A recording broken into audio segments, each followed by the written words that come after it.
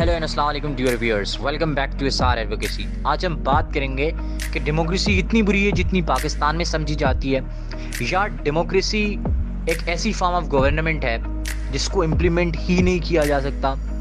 तो हमें जवाब मिलता है कि दुनिया में 196 कंट्रीज़ हैं। उन 196 कंट्रीज़ में से 123 कंट्रीज़ डेमोक्रेसी ही इम्प्लीमेंट करते हैं।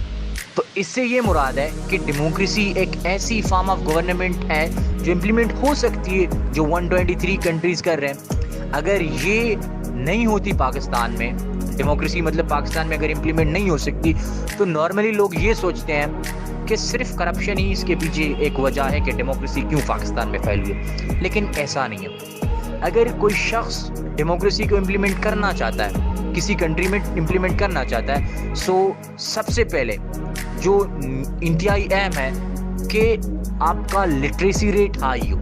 जब पाकिस्तान की बात आती है तो पाकिस्तानी गवर्नमेंट ये क्लेम करती है कि 60% of the population of Pakistan is literate, कि पाकिस्तानी अवाम में से 60% जो है टोटल पॉपुलेशन वो क्या है, लिटरेट है। अगर फ़र्ज़ कर लेते हैं कि वो 60% लिटरेट है इन रियलिटी, तो क्या उस 60% से हम डेमोक्रेसी इम्प्लीमेंट कर सकते हैं या नहीं? सो मेरे ख्याल में 60% से नहीं किया जा सकता, क्योंकि आपकी जो हाफ ऑफ पॉपुलेशन है वो इलिटरेट है। उनको पता ही नहीं है कि किस लीडर को चुनना है, क्यों चुनना है, और on the basis of what they will choose their leaders. So यही रीज़न है कि अगर आप डेमोक्रेसी इम्प्लीमेंट करना चाहते हैं तो आपके पास एक हाई लिटरेसी रेट होनी चाहिए। अगर लोग लिटरेट होंगे, वो एजुकेटेड होंगे, तो वो आराम से अपना लीडर चुन सकेंगे। मतलब ये सबसे पहली रीज़न है कि किसी मुल्क में डेमोक्रेसी क्यों फेल होती है। तो इससे ये मुराद कि पाकिस्तान में सबसे पहली जो डेमोक्रेसी की फेलियर की वजह है वो तो इसकी लिटरेसी रेट है, जो 60% आमतौर पर मानी जाती है। उसके बाद जो सेकंड रीज़न है, वो सेकंड रीज़न क्या है, वो है कि अगर आप किसी कंट्री में डेमोक्रेसी को इम्प्लीमेंट करना चाहते हैं तो वहाँ आपको एक सस्टेनेबल इकॉनमी चाहिए होता है। सस्टेनेबल इकॉनमी का डेमोक्रेसी क्या लिंक बनता है, ये आप इस मिसाल से समझ सकते हैं कि डेमोक्रेसी उस वक्त इम्प्लीमेंट होगी जब आपके लोगों को सारी फैसिलिटीज़ मिल रही होंगी, लोग एक कंफर्टेबल और लग्जरियस लाइफ जी रहे होंगे। अगर किसी को खाने के लिए रोटी नहीं, पहनने को कपड़ा नहीं, तो वो शख्स कैसे आपके लिए बाहर आके वोट देगा? तो ये तो इम्पॉसिबल है। मतलब पाकिस्तान की इकॉनमी की हालत आप सबको पता है, मतलब मुल्क टोटली तौर पर बैंकक्रप्ट होने वाला है। It must be the next Sri Lanka. अगर यही हालत है, मतलब गवर्नमेंट फेल होती है इकॉनमी की वजह से कि वो लोगों को फैसिलिटीज़ प्रोवाइड करें। अगर लोगों को फैसिलिटीज़ नहीं मिलती तो उनकी जो थिंकिंग होती है वो चेंज होती है पॉलिटिक्स के बारे में। They don't come out of their homes to vote for their leaders, जिस लीडर को वो चाहते हैं, हालांकि उनका भरोसा उठ चुका है। तो इकॉनमी जितनी भी आपकी अच्छी होगी उतनी ही डेमोक्रेसी फ्लॉरिश करेगी एक कंट्री में। इसकी मिसाल ये ले सकते हैं कि अमेरिका को लीडिंग डेमोक्रेटिक कंट्री दुनिया में क्यों माना जाता है। सबसे पहली वजह ये है कि America is an economic giant. इसी अपनी इकॉनमी की वजह से ही America has been successful to implement democracy in its country.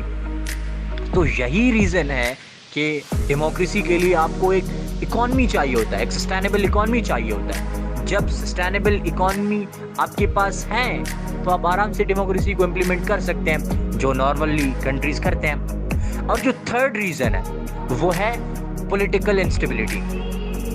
Pakistan हमेशा से, मतलब जब 1947 में पाकिस्तान एक डेमोक्रेसी इमर्ज हुई, इन 75 इयर्स में पाकिस्तान के 23rd प्राइम मिनिस्टर आज रूल कर रहा है पाकिस्तान को। पाकिस्तान का 23rd प्राइम मिनिस्टर पिछले 75 इयर्स में। So from this one can imagine that in the last 75 years none of the Pakistani prime ministers has completed his or her term। यहाँ जो टर्म है प्राइम मिनिस्टर की पाकिस्तान में वो 5 years है। और शॉकिंग बात तो ये है कि आज तक किसी भी क्या कहते हैं पॉलिटिशियन ने अपनी टर्म को पूरा नहीं किया। जब इसी तरह इकोनॉमिक इंस्टेबिलिटी होगी या पॉलिटिकल इंस्टेबिलिटी किसी कंट्री में होगी, सो एक नॉर्मल बात जो डॉक्टर इशरत हुसैन अपनी बुक में लिखते हैं, जिसको हम गवर्निंग द अनगवर्नेबल कहते हैं, कि जहाँ किसी मुल्क में इकोनॉमिक इंस्टेबिलिटी होती है या पॉलिटिकल इंस्टेबिलिटी होती है तो फॉरेन इन्वेस्टमेंट उस कंट्री में कम होती है। अगर किसी कंट्री में फॉरेन इन्वेस्टमेंट कम होती है तो वजह ये बनती है कि उस कंट्री की जीडीपी जो है ऊपर नहीं जा सकती। यही चीज़ पाकिस्तान में हुआ है। जब पार्टीज चेंज होती हैं, हर नए साल के साथ एक नया प्राइम मिनिस्टर पाकिस्तान में उभरता है, तो इसी ही वजह से जो पॉलिटिकल इंस्टेबिलिटी जिसे हम मानते हैं, इसी की वजह से डेमोक्रेसी तो फैल हुई है। डेमोक्रेसी इसलिए फैल हुई है कि यहाँ हमेशा से पॉलिटिकल इंस्टेबिलिटी रही है in the last 75 years of Pakistan.